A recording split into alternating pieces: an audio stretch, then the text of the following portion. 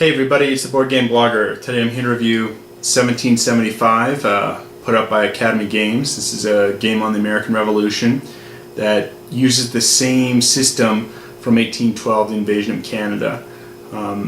There's multiple parties to a side. So for instance, for the American Patriot side, there's the Patriot Militia and then the Continental Army.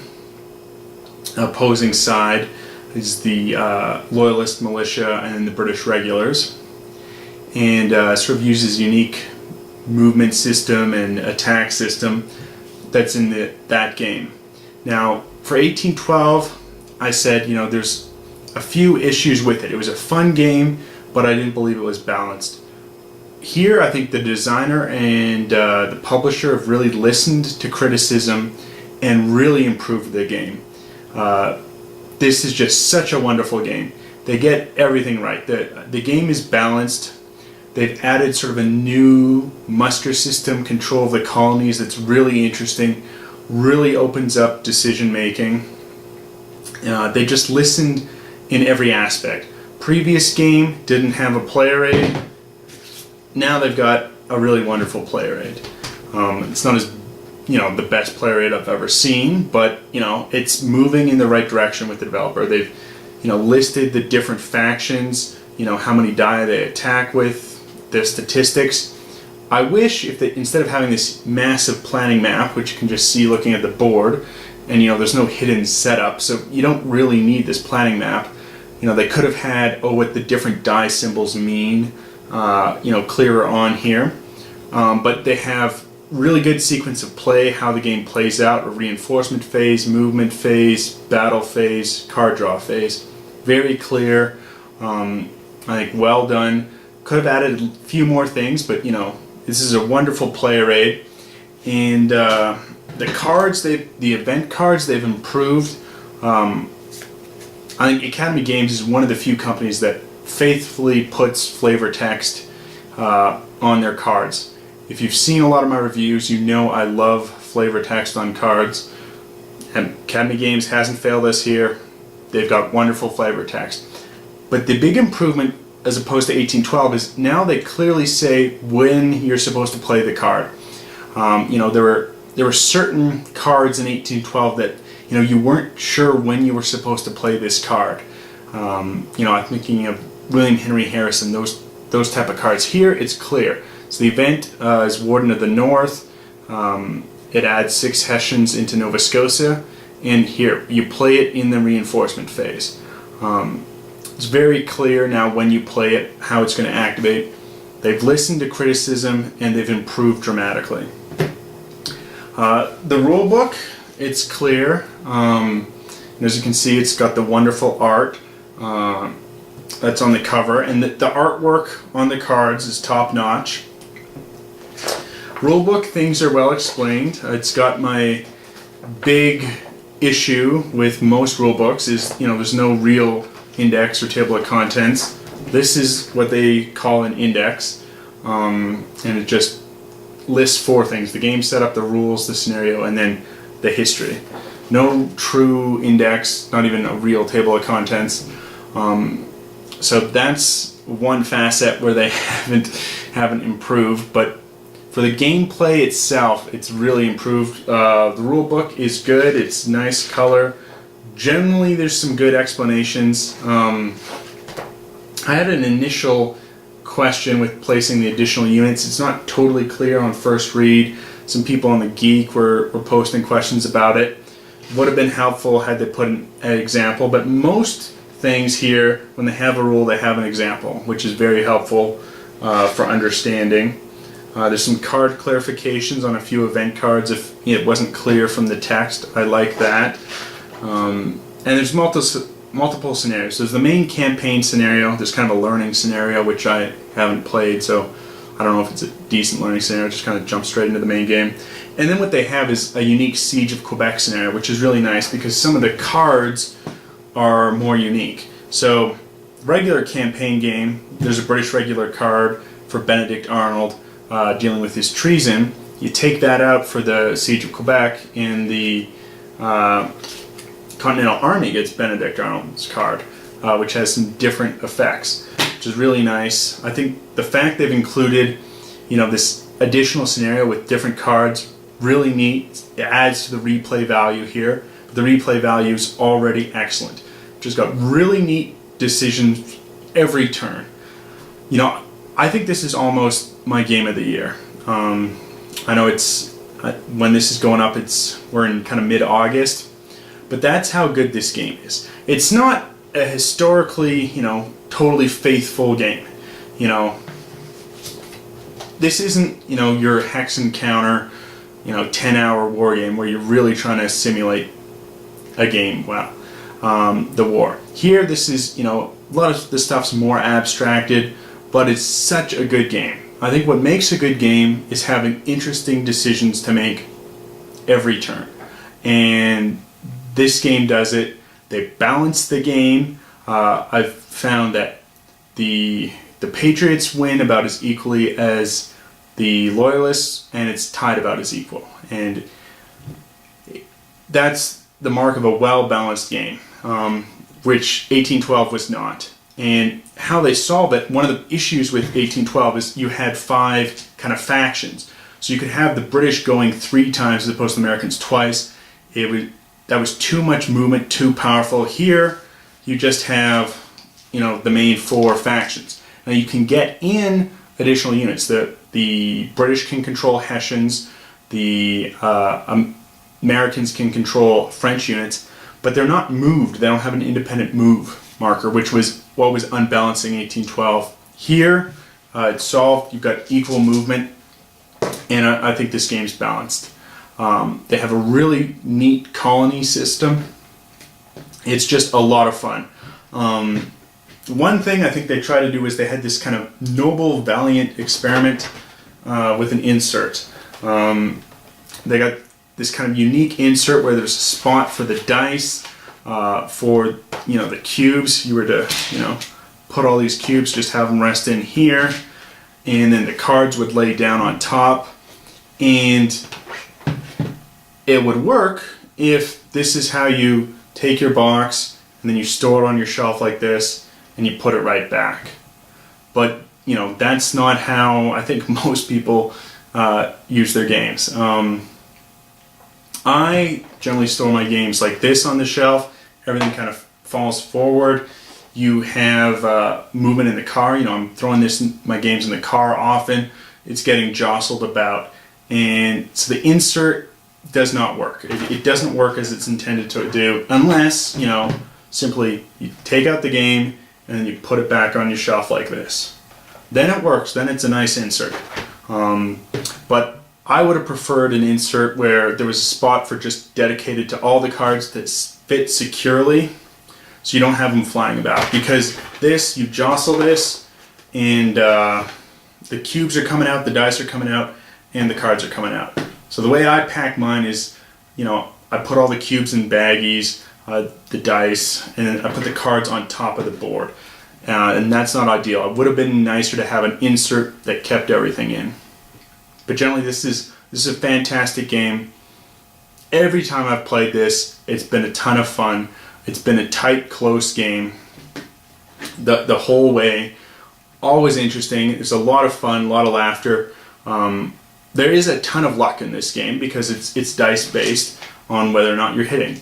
If you can't stand that, this might not be the game for you. If you don't like dice, might not be a game for you. But you're rolling so many dice. It's not that you're rolling 1 or 2. It's a game where you roll 1 or 2 dice that the luck can really mess you up. But here, because you're rolling, a lot of dice, you're going to have a lot of battles happening. Basically, the luck's going to balance out throughout the game, and it won't be a big issue. You're not going to be totally hosed, generally speaking. It can happen, but I think it's really an excellent game. And right now I'm calling it my game of the year just because it is such an interesting game. Always something to do. It's going to play differently each time. It's one of the things here. Initial setup in 1812. You always had, defined who adds extra cubes to the board. You've got cubes pre-printed on the map for the main campaign game, and then you're going to add some different cubes. Here, who goes first is drawn randomly. So if we draw out and it's the white, the Patriot Militia, that means both the Patriot Militia and the Continental Army are going to add 4 cubes each onto the map, and then the Loyalist Militia and the British Regulars will. So that's going to change each time, and you're going to be placing in different units, and then you're going to draw and see who moves first each time. Again, 1812, predefined, American regulars always went first at the beginning of the game. It made sense to kind of simulate the war, but again, that would add to the balance issue because, you know, of drawing the movement cubes, and it wasn't equal. Here, they have that. It's really wonderful. And what's really fantastic is just how important control of the colonies are. You have to have no enemy units in a colony to control it, and you need to control it in order to place new reinforcements in, which is wonderful. Here also, the defender is always going to roll their die first in attack, which I think really enhances the game as opposed to the 1812, where it was, if you're in Canada, the Canadian side always rolls their dice first. In America, the American side. Here, it's just the defender is always going to roll the die first. Which, you know, when you think of battles like Bunker Hill, makes sense. They're going to inflict a lot more damage. And I think it's really a wonderful game. But I'm sure you want to see how the game itself actually plays. So let's take a look at it now. So here's the board on initial setup. First, we're going to see basically who adds some more troops. So here we've drawn the Loyalist cube.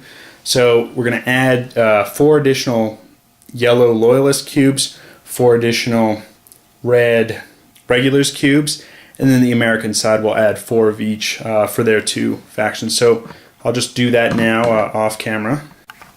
So we've done that now, and we sort of start the game in earnest. We're going to draw from the bag, see who goes first. And here the British Regulars are going to go first. We'll put that down here on the turn. This is the first round. The first 3 rounds have to be played before the game will end. The game ends when one side, that is, plays both of their truce cards. And then at the end of that round, the game will end. Whoever is controlling the most colonies will win the game.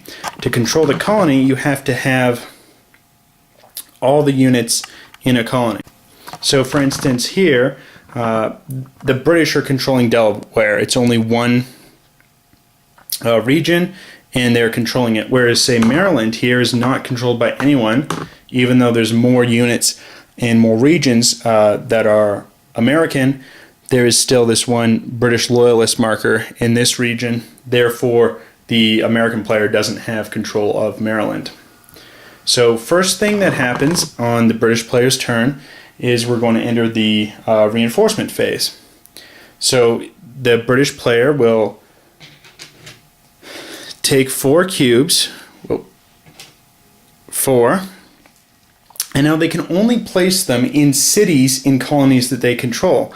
So for instance, if they wanted to reinforce Boston, they can't do it. They can't muster anyone there because they don't control Massachusetts. So at the beginning of the game, the only places they can do are Dover in Delaware, Montreal or Quebec City in the province of Quebec, and Halifax down here in Maine. In Nova Scotia. So the British players choosing to add a cube to Halifax will add 3 cubes here in Delaware. And now he'll play a card.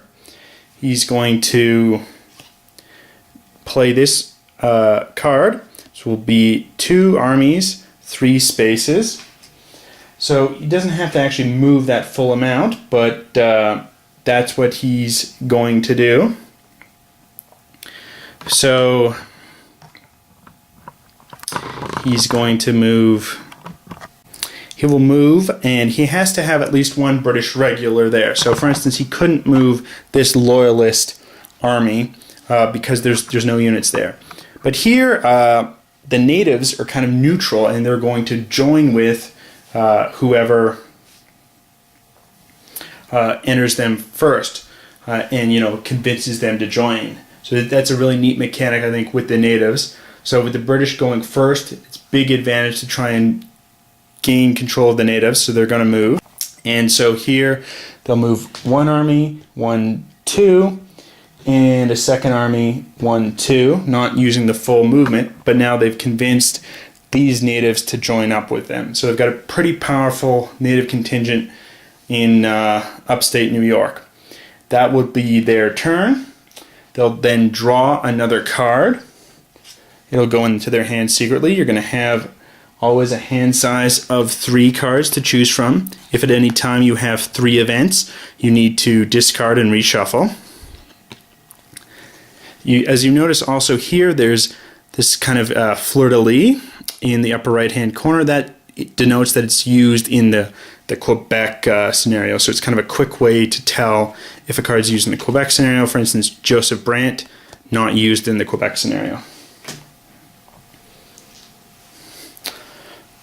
We now move on. We see who's going to go next, whose turn is next. And we have here the Patriot Militia. They'll get all their fled units back, but there's been no battle. And then 4 cubes. So they're going to put, their only options really are here in Connecticut and Rhode Island. They're going to put all 4 in Newport, Rhode Island, and try and drive out the British in Boston. They will play this card, 2 armies, 2 movements, and they will move in. Now they're going to leave behind a couple of units, because unlike in 1812, here your command decision can cause you to move into any region as long as that there's not enemy occupying it. So whereas that ability only existed for the natives in 1812. So you really, in order to, because controlling colonies is so key, you need to leave behind units. So we have those guys moving in, and we're also going to move in this. So it's 2 armies, 1 from Massachusetts, 1 from Rhode Island, to attack the British here. Now we're going to roll dice. The British will roll first in defense. So they have, even though they have 4 regulars, they're only rolling 2 dice for the regulars, and then they can roll 3 dice for the militia. All rolled, we have 3 hits, 2 command decisions. However, you can't command decision out by sea and flee, so they have to stay in. Now, hits will be applied by the opposing side, so the Americans choose to lose 3 militia units because they'll take hits.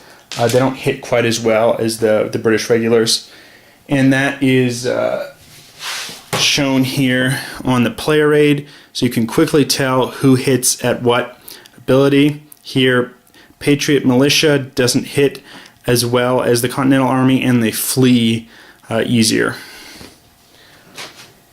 So that was the British. Now the Americans get to roll. They have 2 hits. The British are going to apply them both on the 2 regulars, because that will allow them to use the maximum number of dice. Now, after this, the British will roll again. There's no ability to retreat here. The battle continues until only one side occupies. The way you retreat is using your command decisions to get out. So, again, here the British cannot use command decisions. The Americans could to retreat if they wanted to. But we're going to roll the dice. Here we have 1 flee. So this guy sort of just flees into the hills, disperses. He's going to go here into the fled units, can come back on a loyalist turn. And they have 1 hit, which the Americans will apply to their Continental Army. And now they get to roll their dice. They have 3 hits and a flee. The British choose to apply 2 to the Loyalists, 1 to the regulars. Now they also have a command decision here. So the American player is going to choose to move 1 back here to Newport, Rhode Island. That will enable him to move those units on his turn. Otherwise, with only regulars there, he couldn't move it. Though most likely he'll put reinforcements there. It's just to help shore it up as a defense in case of enemy attack. So now it goes back to the British player, his 1 regular. It's a hit. The American player chooses to put it on his regulars. And now they'll get to roll their dice. Now they don't get to roll 3 anymore because they're reduced down to just 2. And we'll roll. And no hits and a flee. Not what the American player wanted. Back to the British player. It's another hit. He'll choose to play it on the Continental Army. Now the American player will roll. And he gets successful hits. And therefore takes control of Massachusetts. It's now another colony. It's now 3 colonies to 3 colonies. If the game ended now, it would be a tie. But you cannot end the game until the end of the 3rd round. That is basically how a battle works.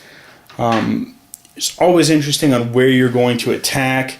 Combined arms, having the Hessians combined with Loyalists and Indians, the biggest army possible. It's going to allow you to roll more dice. Even if you have a ton of cubes, let's say you've got 10 Continental Army cubes, you're only rolling 2 dice each battle, which I think is a really interesting aspect to this game. Now that the Americans control Massachusetts, they can put units in the city there. They can put units into Boston. You can't put units here or here when you're mustering on a reinforcement phase because there's no city. I really like this aspect of you can only build in colonies you control and in a city in that colony. Really, just adds the importance to controlling the colony and, the limiting tension of having you building only in a city. It's really a wonderful game. That's how it turn works. I'm not going to do the next in the turn because you've kind of got an example of how the game plays out. Really, it's wonderful.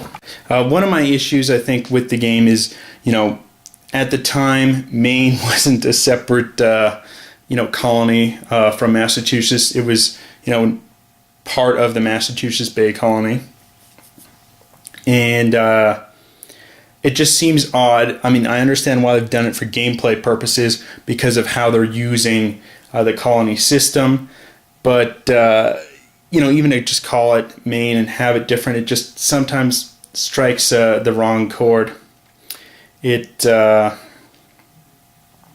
than that, maybe they should have had this part of Massachusetts. I don't know if after doing a lot of playtesting it unbalanced it because then it's too tough to control Massachusetts. Maybe they didn't want to have a special rule, so they've just named it Maine and had a different color. But that's one of the few things that irks me. But other than that, really a wonderful game. Such interesting decisions to make. And while it doesn't get to the depth of some of these hex and counter war games, it's a fantastic light war game. You should really look into it unless you're only into a game that has these really long war games, or you don't like games where there's dice and you don't like games where there's luck. But you probably shouldn't be watching this review if you don't like games where there's dice being rolled. Otherwise, highly recommend this game. Go out and get it right away. It's fantastic. I have not played a bad game put out by this publisher, Academy Games. And I don't think there's another publisher I can say that about. They're really, really top notch. Till next time.